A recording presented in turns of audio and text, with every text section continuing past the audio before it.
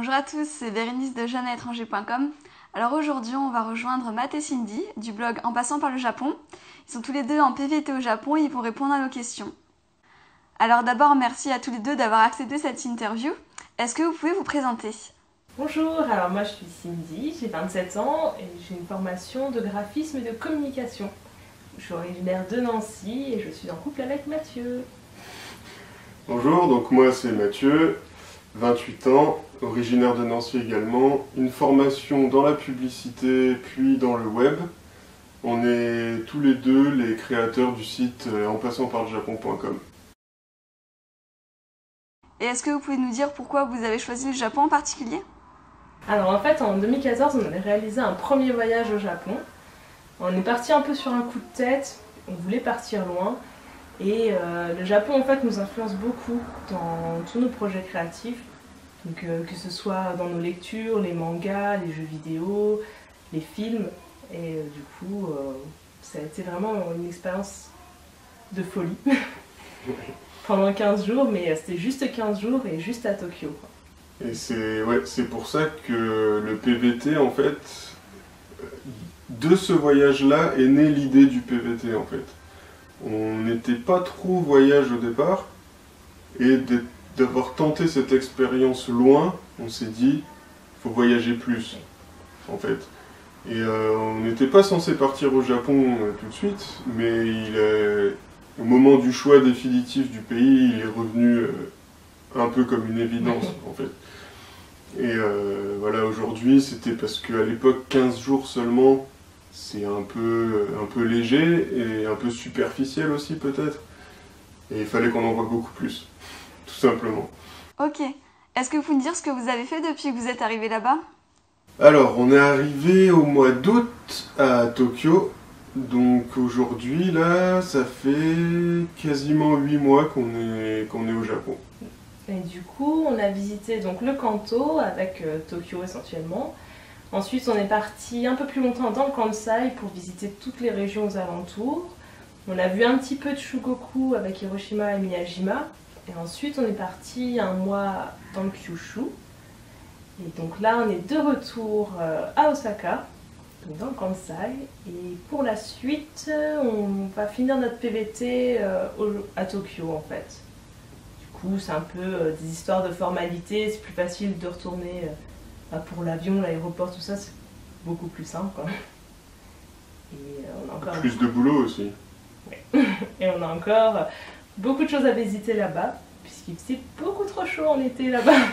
C'est vrai que l'été, c'est un peu violent et du coup, on n'est pas sorti autant qu'on voulait.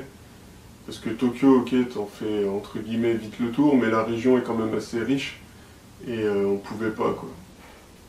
C'était vraiment un peu trop chaud. Et on peut en savoir plus sur les façons dont vous avez préparé ce voyage? Alors, en ce qui concerne les préparatifs, il y a 2 étapes en fait. La préparation du dossier pour l'obtention du PVT, et ensuite tout ce qui va concerner la réservation de tes logements, etc. Pour le préparatif du PVT, pour l'obtention du visa, c'est pas compliqué, mais c'est un peu lourd, quoi. C'est-à-dire qu'on va te demander plusieurs choses de manière très stricte. On va te demander un CV sur un modèle, une lettre de motivation, la création du budget sur un programme quand même sur l'année ou sur la durée que tu comptes rester. Et en fait, tous ces trucs-là, il faut les amener avec un justificatif bancaire, ce genre de choses. Donc, c'est pas compliqué, mais il y a beaucoup de choses à faire en fait. C'est tout. Si tu respectes ça normalement et que tu as un budget qui correspond à ce qu'ils attendent, il ne devrait pas y avoir de soucis. Nous, on n'a pas eu de soucis, donc voilà. Du coup, en ce qui concerne les réservations, donc on avait réservé à l'avance notre billet d'avion. Donc un billet d'avion remboursable et à date interchangeable. Et donc c'est histoire de mettre un peu plus de chance de notre côté pour l'obtention du PVT. Et dès qu'on a eu le petit tampon collé sur notre passeport, on a fait tout ce qui était réservation pour les guest house. Parce que bon, on s'y est pris quoi, 3 mois à l'avance, et c'était déjà un peu ric-rac, quoi. Donc les guest house pour notre premier mois, parce qu'on savait qu'on allait passer à Tokyo, et pour le deuxième mois à Osaka, et après, voilà, on improvise quoi. Ah oui, c'est intéressant ça. Est-ce que vous pouvez nous en dire plus sur la façon dont vous voyagez? Alors, comment on voyage? En train. En bus. Train et bus, principalement. En train, quand c'est des voyages dans la ville ou très proche de la ville. Mais quand c'est comme on a fait par exemple dans le Kyushu le mois dernier, c'est si on va un peu loin, souvent le bus c'est une bonne alternative. Et pareil pour rejoindre Tokyo, Osaka, on a pris le bus aussi. C'est une question de budget, de choix, et puis un voyage en bus de nuit, c'est une nuit d'hôtel de moins à payer, ce genre de choses. Du coup, donc voilà, comme au niveau des préparatifs, on est très un peu méticuleux, quoi. C'est-à-dire qu'on vaut mieux. C'est-à-dire que si on prépare pas à l'avance notre voyage ou ce qu'on va visiter sur les destinations, on va perdre trop de temps. Parce qu'en fait, d'un point A à un point B, généralement il y en a pour des heures de marche. Donc ça ferait un peu trop gâcher de notre temps qui est assez précieux quand même dans chaque ville. Donc on regarde à l'avance, on se renseigne sur internet sur les pôles touristiques ou moins connus. Et on avise, on se fait un petit parcours en fait et on essaye de s'y tenir. Mais on s'y tient jamais.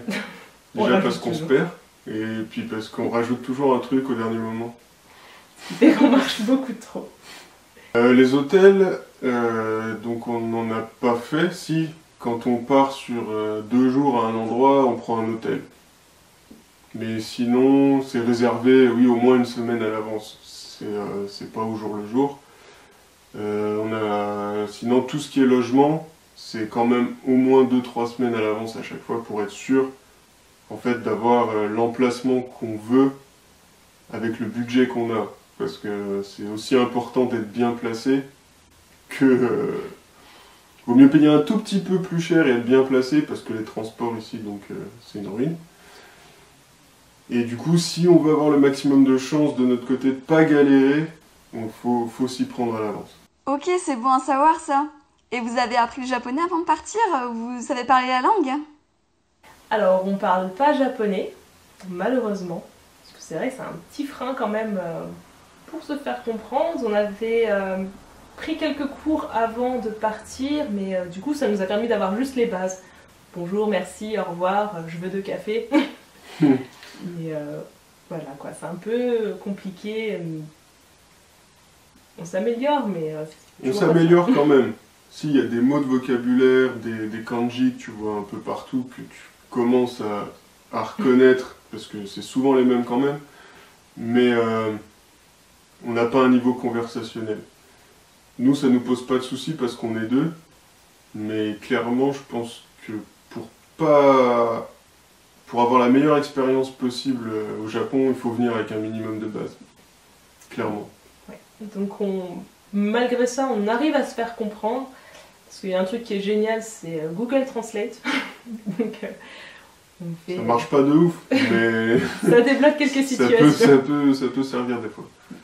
Et mine de rien, les Japonais parlent un petit peu anglais. Plus qu'il y a 3 ans.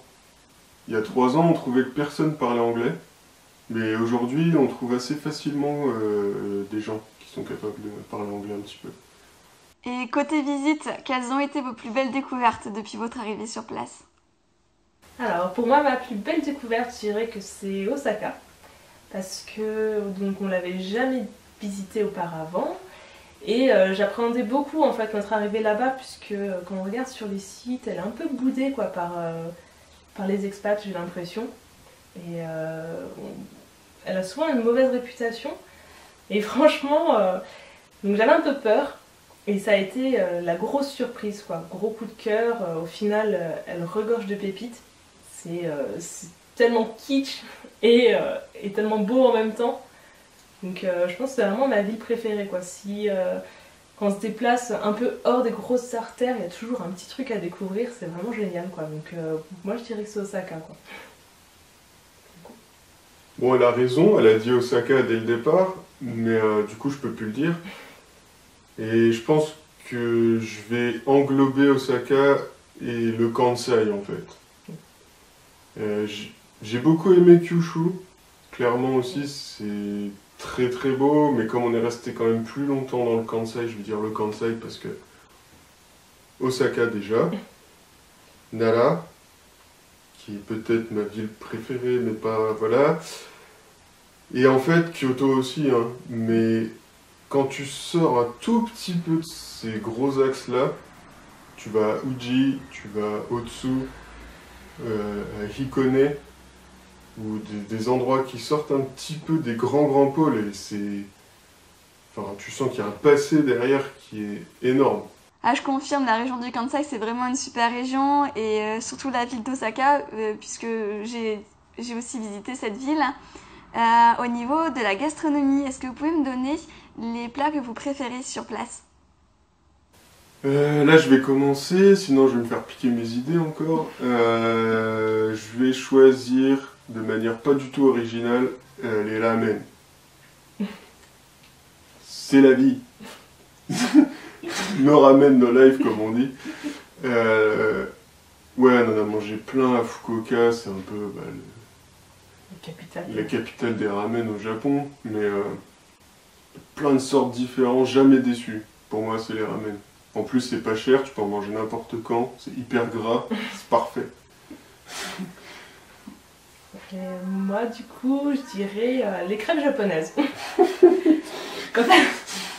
Les Japonais n'ont pas inventé la crêpe, hein. Mais vous savez, c'est la crêpe en cône, avec la tonne de chantilly, les fraises, les bananes, la sauce au chocolat, petite noix de coco dessus. Enfin, en fait, la crêpe kawaii, quoi. Mais j'adore. En plus, ça coûte 400 yens. Donc, si je pouvais, j'en mangerais tous les jours. Mais vaut mieux pas. Non, puis sinon, les melon pan. Les melon pan, évidemment, les melon pan. Ça va nous manquer quand on va rentrer. Les mochi. Voilà. Les mochi de Nara. Les verts là avec une espèce de, je sais pas ce que c'est dessus, mais on dirait peut-être de la poudre de cacahuète ou je sais pas quoi, ils sont parfaits ceux-là. En plus quand ils sont chauds c'est meilleur quoi. Ah là là, vous me donnez trop l'eau à la bouche là. Au niveau des rencontres humaines, est-ce qu'il y en a qui vous ont particulièrement marqué? Alors au niveau des rencontres, c'est vrai qu'elles nous ont toutes un peu de près ou de loin marquées. Mais on est assez d'accord pour se dire que la plus belle rencontre humaine, ça a été les propriétaires de notre Airbnb à Osaka, en fait. Du coup, ils sont... Carrément. Ouais, c'est des personnes adorables, un peu artistes, c'est-à-dire artistes. Ils jouent tous les deux dans des groupes de musique, de rock psychédélique. Ils ont été vraiment super gentils. 2 jours après notre arrivée, ils nous ont invités à leur concert. Ça a été un peu complètement fou. Ils nous font découvrir plein de choses en fait sur le Japon. Ils tiennent en fait à nous faire découvrir des choses qu'on ne pourrait pas voir sans connaître le Japon. C'est-à-dire qu'on a passé le nouvel an dans leur famille, chez leurs parents. C'est improbable quoi, mais ça a été vraiment très beau. Ils sont... Même ils nous ont rendu plein de services. Quand on est parti 1 mois, on leur a dit qu'on voulait revenir le mois d'après. Ils nous ont gardé nos valises pour qu'on n'ait pas besoin d'aller les envoyer avec Takubin ou d'aller les faire stocker quelque part. Ils nous ont fait confiance aussi. Ils nous ont demandé de garder leur chat quand ils sont partis 1 semaine en Thaïlande. Du coup, voilà, ils ont des chats aussi. Donc ça c'est point positif, ils ont des chats. Non, bref, et... dès qu'ils vont sortir, ouais, ils nous ont ramené des omiyage du coup de Thaïlande, donc des souvenirs. Ils nous ont fait, dès qu'ils sortent pour aller boire des coups et tout, ils nous invitent, ils nous proposent, si on est dispo, on y va. Ouais, ils nous font découvrir des restos où on ne serait pas allé, des fois de la nourriture qu'on n'aurait pas essayé. Ils nous aident aussi dans les démarches, en oui. fait, puisque le Japon et les démarches, c'est une grande histoire d'amour. C'est un sport. Donc ils nous aident là-dedans, parce que l'avantage en fait c'est qu'ils parlent en plus anglais, donc on peut échanger plus facilement. Ouais. Et non, franchement ils sont vraiment très cool quoi. On boit beaucoup de bière avec eux. Ça, on a bu de la bière. Donc voilà, ça serait nos voisins et propriétaires ici, à Osaka. Ouais, si on devait résumer... Sans hésiter en fait. Ça marche. Et donc, pour résumer, les conseils que vous donnerez pour des jeunes qui ont envie de partir faire un PVT au Japon? Apprendre à parler japonais, quoi. Parce que, un minimum, donc le niveau N4, on dirait. Ouais, j'allais dire N4, tu viens avec 300-400 kanji en tête, des bonnes bases de grammaire et beaucoup de vocabulaire. Parce que, donc nous, on parle pas japonais, donc on sent, juste en échangeant avec des japonais qui parlent anglais, c'est super intéressant, donc on a l'impression de passer un peu à côté de certains bons moments, en fait, avec d'autres japonais. On ressent pas trop le besoin encore, parce qu'on est tous les deux, donc on parle en français tous les jours, en fait. On n'a pas ce sentiment de solitude qui serait Qui peut arriver, je pense que ça peut être très frustrant. Et du coup, ça serait amplifié, en fait, si on ne parlait pas la langue, quoi, en étant tout seul. Donc, ouais, franchement, parler un minimum. Plus que bonjour, au revoir, 2 cafés s'il vous plaît, quoi. Aussi, deuxième conseil, le budget. Sur l'ambassade, on va te dire, si tu as les billets d'avion aller-retour, il te faut 3000 euros, ou 3100 euros, je crois. 3000 ou 3500, c'est pas assez, sauf si tu veux rester 3 mois en fait. Au Japon, c'est cher, la vie est chère, et si tu veux rester au moins, je sais pas, au moins 8, 9, 10 mois, il faut que tu prévois un budget... faut que tu prévois le budget pour ces mois-là sans avoir à travailler en fait. Parce que ce qui va se passer, c'est que tu vas devoir trouver un travail, et si tu trouves un travail et que tu dois en dépendre, c'est qu'il va te falloir un temps plein. Et si tu as un temps plein ici, tu vas te rendre compte assez vite que tu vas rentrer dans la même routine qu'en France en fait. Donc viens avec un budget pour pas dépendre d'un boulot en fait. Parce que tu vas être là à stresser, à te dire putain ouais mais si je quitte ce job parce que je veux aller visiter une autre région, bah je suis pas sûr d'en retrouver un, et comme il me reste genre je sais pas 500 euros sur le compte, je vais pas faire long feu, je vais pas avoir le temps et tout, tu vas être en stress tout le temps. Nous, comme le but c'était de voyager, de visiter le plus possible, on a prévu le budget pour la période qu'on comptait rester. On fera pas 1 an, on fera un peu moins, mais on aura vu ce qu'on voulait voir. Nous, nos petits boulots en fait nous permettent de payer en fait nos sorties. C'est-à-dire que nos réserves, enfin nos économies nous permettent de payer le loyer et les dépenses, téléphone, bouffe. Et les petits jobs, c'est du bonus. Quoi. Et puis, si on a un autre conseil, n'hésitez pas, quoi. Faites le PVT Japon, c'est une expérience vraiment enrichissante. Nous, on sent quand même, en moins d'1 an, qu'on a changé, personnellement, en fait. Ouais, tu prends du recul quand même. Faire beaucoup de choses. Et la vie est courte, quoi. Donc il faut en profiter, il faut pas avoir peur, en fait. Hein. C'est vraiment sauter le pas, ce sera que du positif, c'est sûr.